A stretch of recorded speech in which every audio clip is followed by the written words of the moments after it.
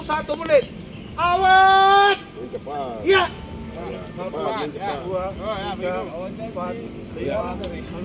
Di bawah pengawasan ketat, satu calon siswa sekolah Inspektur Polisi Sumber Sarjana Panda Polda Maluku tahun 2025, Dodi Fatur Mutakim Hatta telah menjalani tes kesemaptaan jasmani yang komprehensif pada Senin 3 Februari 2025 di lapangan Letkol CHR Tahapari, Tantui, Kota Ambon.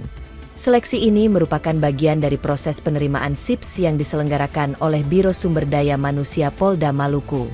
Sebelumnya terdapat 8 orang pada seleksi SIPS tahun ini, namun 3 orang tidak lolos pada pemeriksaan kesehatan tahap 1.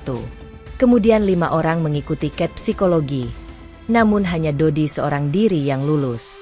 Kabid Humas Polda Maluku, Kombes Pol Aris Aminullah menjelaskan, tes kesemaptaan jasmani ini tidak hanya menguji kekuatan dan daya tahan fisik, tetapi juga ketangkasan dan kemampuan berenang.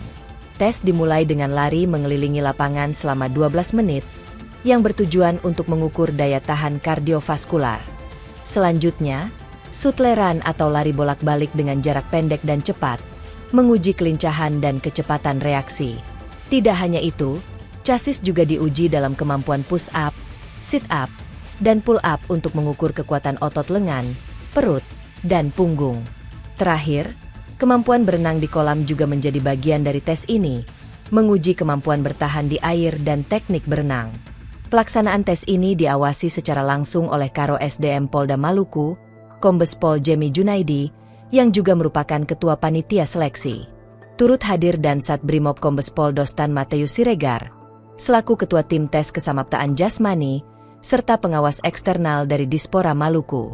Kehadiran pengawas eksternal ini bertujuan untuk memastikan bahwa seluruh proses seleksi berjalan transparan, objektif, dan adil bagi semua peserta.